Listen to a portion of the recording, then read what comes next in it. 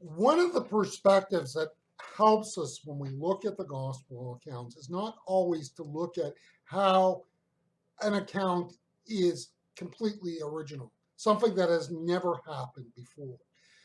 And I think it's important when we read the story of Pilate, we're not dismissing the truth of what happened, the reality of what happened, or the importance of what happened. It is rather to read the story of Pilate on one level and the trial of Jesus and his interaction in all of these details on one level as a type.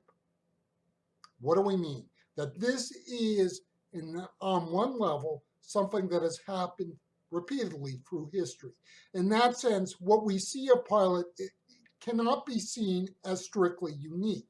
Yes, it's unique in the sense he tried the Son of God, but to say that the actions of Pilate have a representative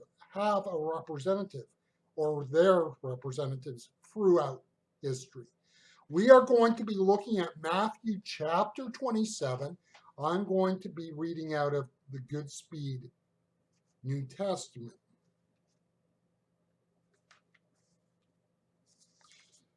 And the original dedication of this copy of the preface is August 31st, 1933. Matthew chapter 27, verse 20. But the high priests and elders prevailed on the crowd to ask for Barabbas and to have Jesus put to death. And the governor answered, "Which of the two do you want me to release to you?" They said, "Barabbas." Pilate said to them, "What am I to do with Jesus, the so-called Christ?" They all said, "Have him crucified." He said, "Why? What has he done that is wrong?" But they shouted all the louder, "Have him crucified." It would be a mistake to read the story of Pilate in the gospel accounts and come away with the idea that Pilate was weak or vacillating. Pilate did not get where he was by being weak or vacillating.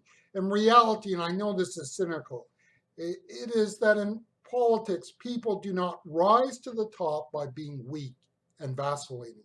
Pilate thought that with Jesus, he could control the situation. He thought that he could pull the right strings. In the end, Pilate completely underestimated the situation. The master of the game of power politics came up at the end short. He fell short of his goal and desires. The religious leaders were the people on the ground, and they clearly knew how to manipulate things. And all of this is one part of the story that we're not really told because there are no details recorded here. But Caiphas and his henchmen knew how to work the system. How was it that Caiphas had a long and extended tenure as high priest? Well, we could say it was God's will, for example. No, Caiphas probably stayed in position as long as he did because he knew how to work the situation to his favor. So when it comes to the trial of Jesus before Pilate, we have to understand that Caiphas was working behind the scenes through his people to achieve his end and purpose. Yes, they wanted Jesus crucified by the Romans, but that's not just what we are talking about here. Caiphas and his underlings worked the system to their own end.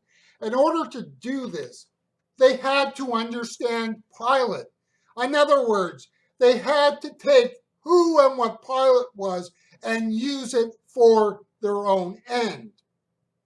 Now, I cannot exactly tell you how that is the case, but I think it's fair to say that they did not go into this proceedings, Caiphas and his henchmen, naive as to what Pilate was or not having discussed or somehow worked through what Pilate would try to do. It is said in the scripture that Pilate had a tradition of releasing a prisoner at this time of year. So they were probably aware of what Pilate could do and probably were aware of what Pilate would try to do. And I think in that sense, they might have, in and through the crowd, seated it with people who, at the opportune time, would ensure that the right person was crucified and the wrong person was not released.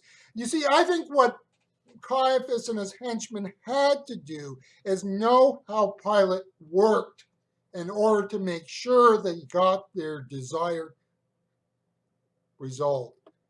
They had to know that he would try to release an alternative to Jesus. The religious leaders, led by